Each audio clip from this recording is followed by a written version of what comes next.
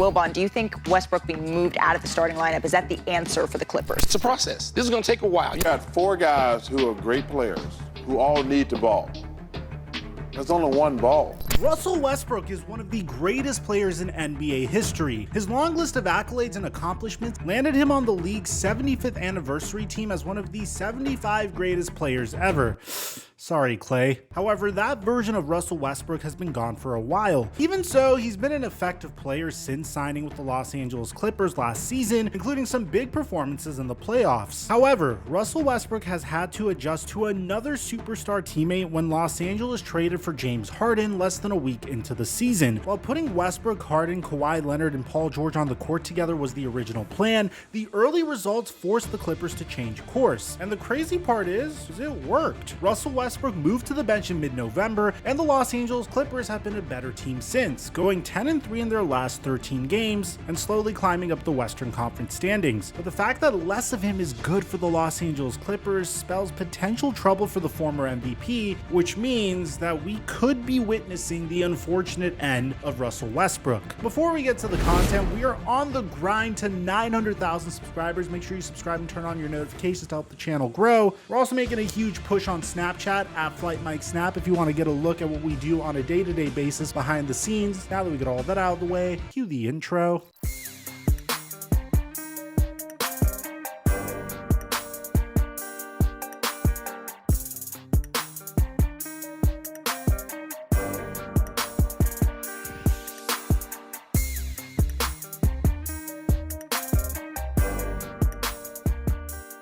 Ladies and gentlemen, Pitchmas is here! Every time PrizePicks does this promo, we make money. And it's because all Kevin Durant needs is to score 1 point on Christmas Day for his square to hit, which means we only need to get 1 pick correctly in order to 3x our money. I make my picks on my Instagram story each and every day that I play PrizePicks. I post my followers that win on my story as well. And if you haven't played PrizePicks yet, this is the best time to do so because your chances of making money are so much higher. Just use my promo code microphone when you sign up on PrizePicks to double your deposit up until $100. And thank you, PrizePicks, for the sponsor.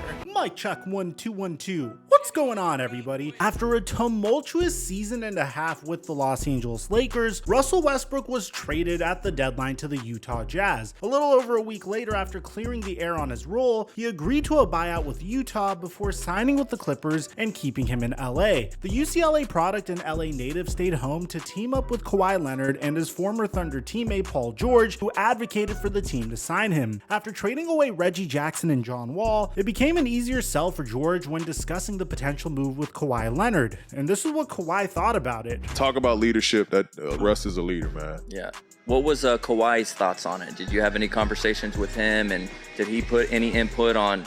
We both loved it. Westbrook started all 21 regular season games, and he played in filling a critical need for the Los Angeles Clippers at the time. Down the stretch, LA played competitive in the tight Western Conference, but suffered a big blow when Paul George went down with a right leg injury with just 9 games left. Even though it wasn't a major injury, he was ruled out for the rest of the regular season, and he never would appear in the playoffs. The Clippers finished 44-38, which was good enough for the Western Conference 5th seed and drew a first-round matchup with the fully loaded Phoenix Suns. The matchup had some extra juice in it with Russell Westbrook in the mix as he prepared to go against his former co-star in OKC. Knocking out Kevin Durant in their first playoff matchup would be quite an achievement in Russell Westbrook's career, and it even looked possible at first even without Paul George. Even though he had a horrific shooting night, Russell Westbrook filled up the rest of the stat sheet and played elite defense in Game 1. He hit 2 clutch free throws before making an exceptional block on Devin Booker and knocked the ball off of him in the closing seconds. Westbrook and Kawhi's 38 points gave LA a stunning 115-110 win and a 1-0 lead in the series, but that would be the high point for the LA Clippers. Phoenix pulled away in Game 2, and despite another 31 points from Leonard and 28 from Westbrook, before Game 3, Kawhi Leonard would surprisingly get ruled out with a knee injury, which allowed Westbrook to score 30 and dish out 12 assists. Russell Westbrook may have looked like his former self, but ultimately the Clippers would lose by 5. Leonard would miss Game 4, and Russell Westbrook would subsequently erupt for 37 points, showing that he still had the capability of taking over the game whenever he needed to. But unfortunately, unfortunately, the Clippers would lose by 12. Westbrook ended the series with a 3-for-18 clunker in a Game 5 loss, playing without Kawhi Leonard again, who would later on reveal that he tore his meniscus. Even though the Clippers lost, in many ways Russell Westbrook had won. He took an overmatched team and made them competitive while putting up big numbers and playing some of his best basketball in years. Russell Westbrook changed his reputation with just one playoff series, giving the Los Angeles Clippers hope that a healthy Kawhi Leonard and Paul George pairing could win with him in the starting lineup. Now, as a result of this, the Los Angeles Clippers made re-signing Russell Westbrook a priority once the offseason began. In 2017, Russell Westbrook was one of the first players to receive a Supermax contract extension from the OKC Thunder, which was essentially a thank you from the Thunder for remaining with the team even though Kevin Durant had left. But once the offseason began, Russell Westbrook wouldn't command the same type of contract. As a matter of fact, he would get memed mercilessly for the contract he would sign, a 2-year, $7.8 million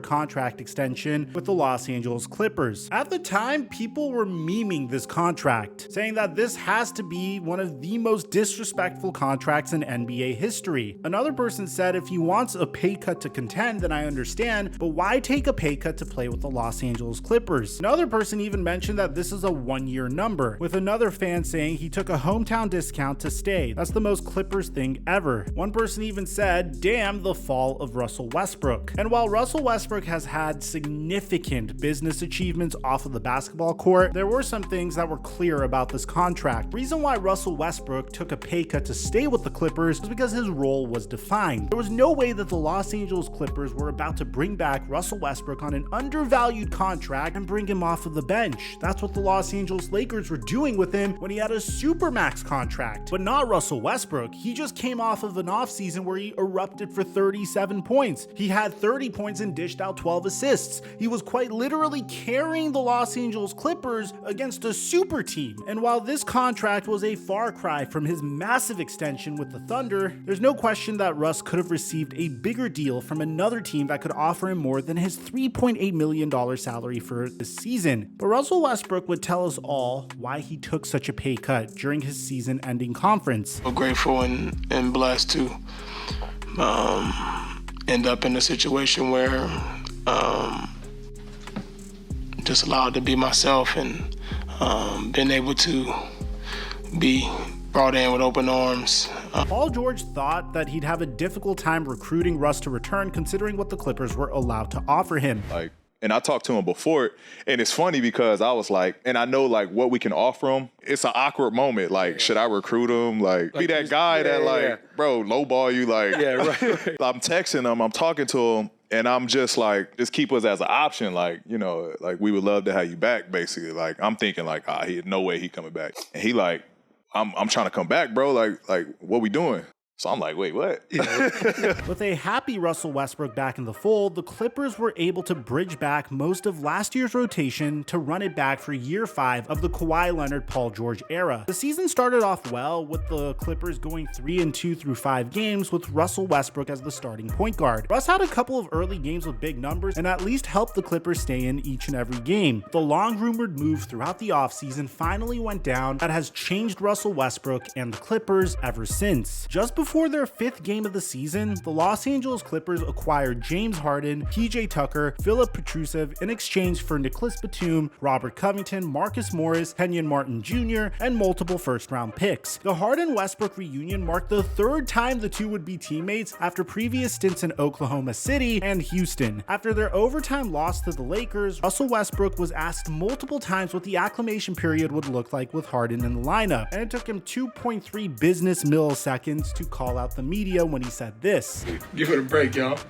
It'll be a process. Like I don't have the answer. I don't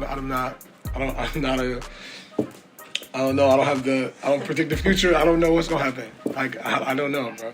But it's gonna be a process. It's gonna be ups and downs. It's gonna be good games, bad games.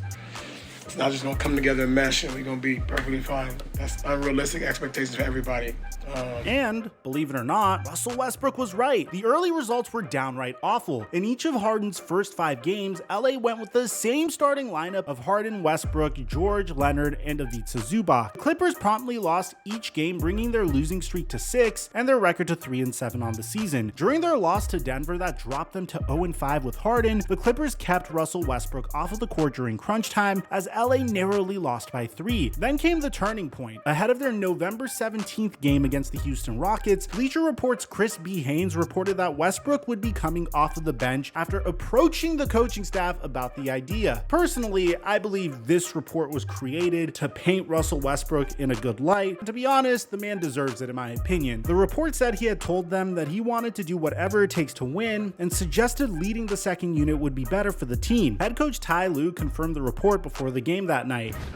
We talked the night before practice. I don't even know what today is, but 2 days ago, and just we had texted and I said we'd meet tomorrow before practice, and he said he wanted to come off the bench, whatever it takes to win. And we've been talking about sacrifice, minutes, shots, and then he sacrificed and just wanted to come off the bench and see if that would work. And so when he first came here, he was all about winning and wanted to win a championship and whatever it takes to win.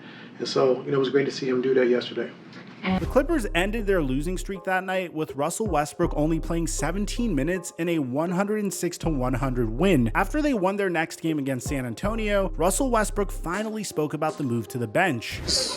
Going out, doing whatever's best for our team to be able to win games, and that's it. Ultimate goal, like I said, just to win games, and that's all I can do. Go out and compete and make sure we try to win games. Before the move to the bench, Russell Westbrook was averaging 14 points, 7 rebounds, and 5.7 assists per game while playing over 30 minutes a night, as the Clippers started 3-7. In the following 13 games with Russ coming off of the bench, he's averaging 9.4 points, 6 rebounds, and 4.2 assists, playing about 20 minutes a night, while the Clippers have gone 10-3, including 5 wins in a row. If you look at net rating, which measures a team's point differential per 100 possessions, the Clippers have been dominant since Russell Westbrook's bench.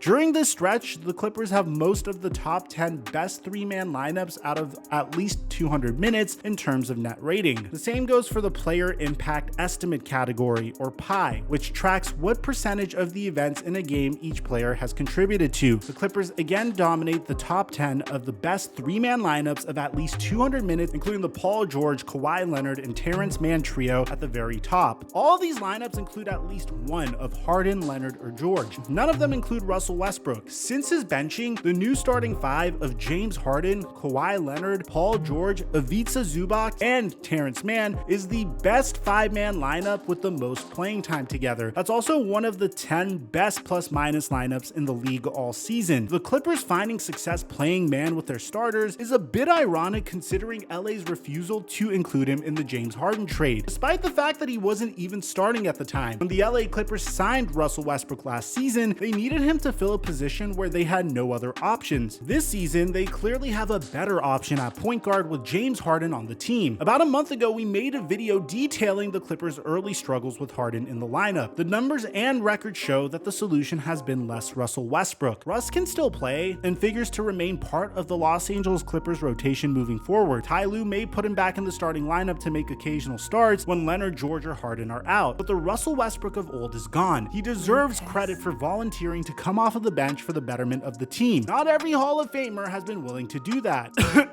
The fact that the less of him has helped his team win means that we are currently witnessing the end of Russell Westbrook. And if that is the real truth, then I have nothing but appreciation for a player that was the number 4 overall pick in the 2008 NBA draft, that was overdrafted by the OKC Thunder, that went on to set triple-double records that were underappreciated in his prime, and an MVP. At the very least, I hope his sacrifice pays off with the championship ring before he rides off into the sunset. Let me know in the comment section down below, what do you guys think about all this? Aside from that, I'm your boy Mike, and I'm dropping our mic until our next upload.